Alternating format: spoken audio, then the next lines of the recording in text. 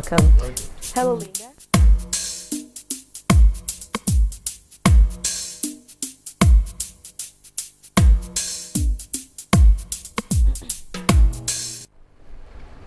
Voilà, de retour sur le plateau, c'est pour accueillir Linda, la Linda de Linda, Linda Tamba, bonsoir.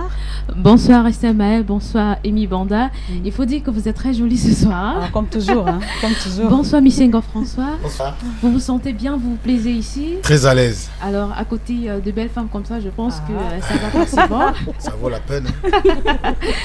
Allez, bonsoir, voilà la maison. C'est un plaisir de vous retrouver encore plus nombreux devant votre petit écran. On sait que samedi soir est désormais rentré dans les habitudes des Camerounais et même de ceux qui nous regardent partout en Afrique puisqu'ils sont nombreux à nous regarder chaque soir.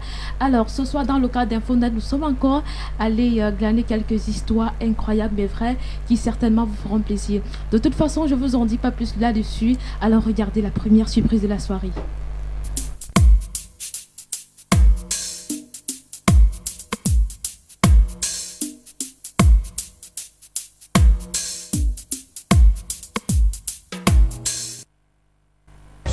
Brazil, 1998. In an Amazon village, a team of police are removing a 26-foot, 210-pound anaconda. 5 policemen are trying to corral the reptile, but the anaconda breaks free.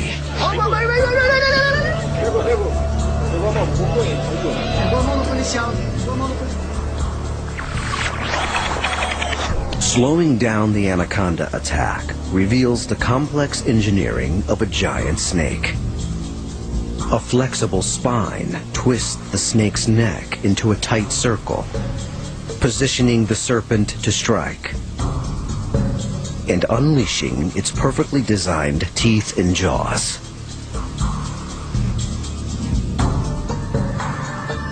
Inside a giant snake's skull are about 100 razor-sharp teeth, each featuring a deadly profile.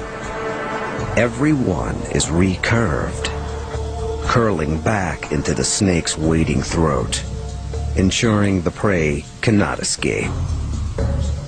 Wrapping around the jaws are powerful muscles, generating enough force to penetrate the hide of an alligator.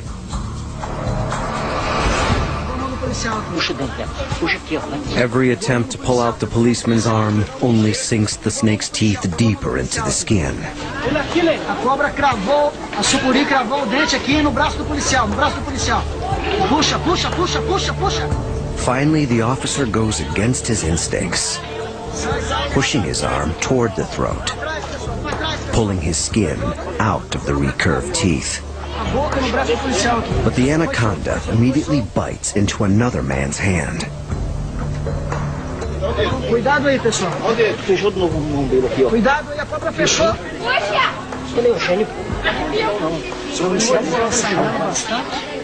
It takes several policemen to immobilize the writhing anaconda, allowing the officer to free his hand from the snake's mouth.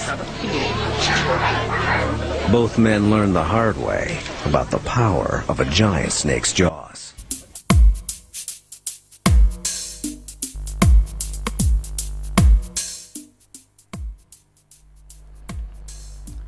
Impressionnante histoire quand même. On était parti regarder cet anaconda là qui a, comment je vais dire ça, qui a mordu. C'était des militaires qui ont voulu, n'est-ce pas, mettre cet anaconda là, qui l'ont immobilisé pour vouloir le mettre dans une cage, mais ils n'ont pas pu parce que, ben voilà, l'ayant mal maîtrisé, et il a mis sa main dans sa bouche. Et puis il faut dire quand même que l'anaconda n'est pas venimeux. L'anaconda n'est pas venimeux. Il se sert généralement de ses dents pour pouvoir, n'est-ce pas, comment je vais dire ça, montre sa proie afin de l'envoyer dans son organisme, on va le dire comme ça. Alors vous êtes Miss Ngor, c'est vous qui avez capturé ces serpents, vous voulez le mettre, cet anaconda, vous voulez le mettre comme ça dans une cage comme celle-là, comme la cage dans laquelle on devait mettre ces serpents. Et subitement, voilà, elle vous prend le bras. Quelle est la première réaction? Ce que je sais, c'est que je ne peux même pas oser faire une chose pareille parce que moi, j'ai horreur des serpents. Vous avez peur des serpents? Beaucoup. Et je ne peux pas toucher, je ne sais pas comment je vais toucher un serpent. C'est impossible pour moi. Donc, dans mon village, il y a des gens qui mangent les serpents, Ouais. les bois et tout. Mais moi, j'ai jamais essayé parce que, de toutes les façons, j'ai horreur. Je me dis comment un truc qui fait ça, là, sans pâte et rien, moi Ouais. je vais manger. Donc, je ne peux pas essayer une chose pareille. Mais si ça pouvait arriver un jour, moi je dis encore, qu'est-ce que je ferais? Et je crois qu'il y a une autre façon de s'y prendre. Les gens, ils ne se sont pas mal pris. Je crois qu'ils ont eu juste...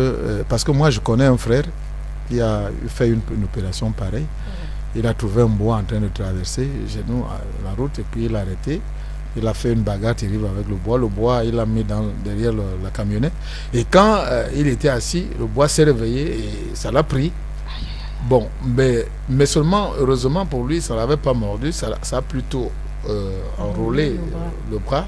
Et puis, quand ça pressait, donc, parce que quand il enrôle le bras, il serre fort, à ce moment, c'est pour casser les os. Ouais, c'est là où il s'est mis à crier. Et puis, il a réussi quand même à se dégager. Bon, si c'est moi, je me pose des questions, comment je ferais, mais je crois qu'ils sont mieux placés pour savoir ce qu'ils devaient faire. Ils ont peut-être raté. Et puis, il faut simplement dire qu'un serpent anaconda peut peser jusqu'à 200 kg et avoir un diamètre de 38 cm. Il s'agissait là, n'est-ce pas, d'une espèce de serpent la plus lourde dans le monde, en fait. Voilà. Et elle est à mesure de 6 à 9 mètres quand ça concerne les femelles et de 4 à 6 mètres quand ça concerne les mâles. Donc les femelles sont généralement plus longues et plus costaudes que les mâles. Donc là, on n'était pas même parti pour le cas d'un serpent femelle. Alors, on va tout de suite et maintenant aller regarder la deuxième histoire de cette soirée. Vous aimez la chasse? Oui, mais j'ai même fait la chasse à une période. Ouais. Et j'adore alors. Il y a la chasse et la pêche, j'adore. Avez-vous déjà été attaqué par un animal pendant que vous chassiez? Oui, j'ai été attaqué par une couleuvre. Ouais. Par un serpent, une couleuvre, pas par un animal. Bon, pour les animaux, je me rappelle qu'une fois, j'avais mis les pièges et puis un petit singe s'est fâché. Et quand je l'ai trouvé, le truc l'a arrêté. Il s'est tenu sur... le piquet qui me servait que j'avais utilisé pour faire le piège, il était déçu. Et quand je l'approchais, il voulait absolument me mordre. J'ai tourné en rond. À un moment, je me suis dit, je ne peux pas l'arrêter vivant. Et j'ai préféré donc le tuer. Donc c'est des choses qui arrivent. C'est surtout le serpent qui m'a vraiment attaqué. Parce que là, la couleuvre m'avait vraiment attaqué. De toute façon, ce que je vais vous dire ce soir, c'est que quand vous allez à la chasse, allez chasser, mais évitez de vous faire chasser par les animaux que vous allez chasser. Regardons cette histoire.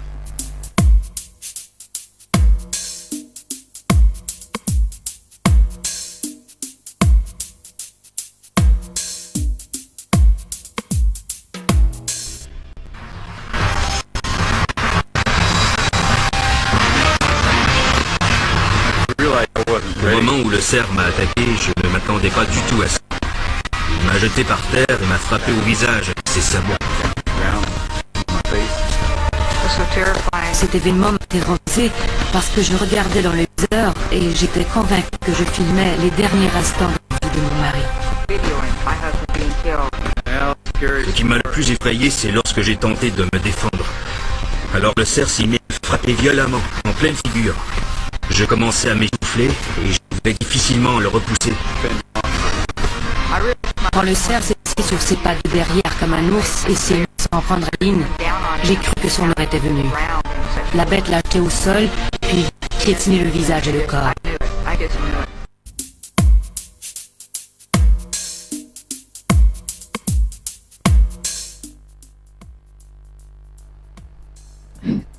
Impressionnante histoire quand même, mais il faut le dire, le monsieur est vivant très heureusement, parce qu'il faut dire aussi que les cerfs sont ces animaux-là, ils se servent généralement de leurs cornes qui sont appelées dans le jargon scientifique des bois pour se défendre et non pour tuer. Donc c'était un moyen de défense quand ils sont face à un danger, quand ils se sentent menacés, voilà, ils utilisent ces cornes-là qu'on appelle généralement au quartier, mais appelé le bois en jargon scientifique, pour se défendre.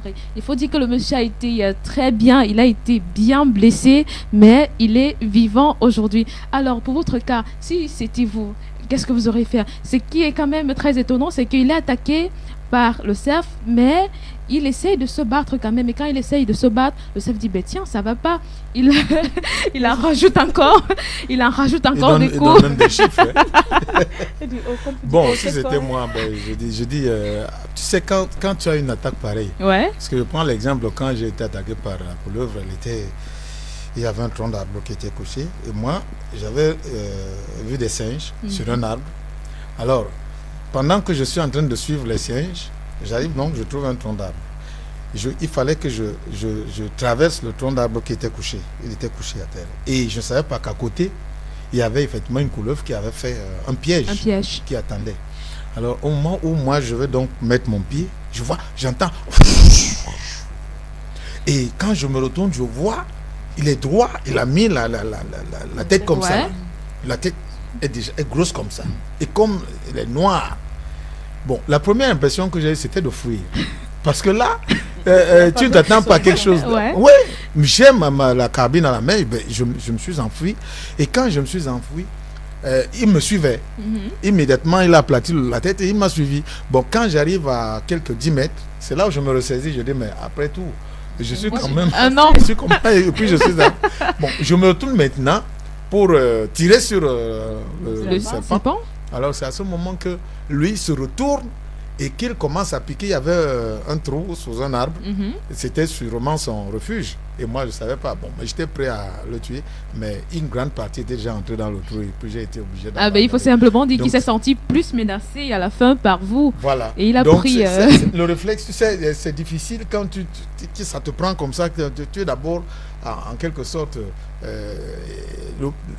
l'animal a le pouvoir d'abord sur toi, mais c'est après que tu peux te ressaisir. Encore que pour un animal aussi, celui-là, il pèse quand même. Il pèse de 125 kg à 200 kg aussi. Tu dois donc comprendre que le combat est vraiment illégal, c'est pas facile. Étant en plus à terre.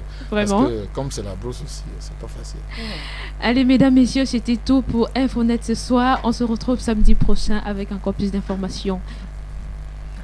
Thank you very much, and we'll be having you again next Saturday for Infonet, but we're Oui, going to be bien having a sûr. short leave for Star News because I'm so sure that each of the fans to know what's happening with your stars and their idols. Ah oui.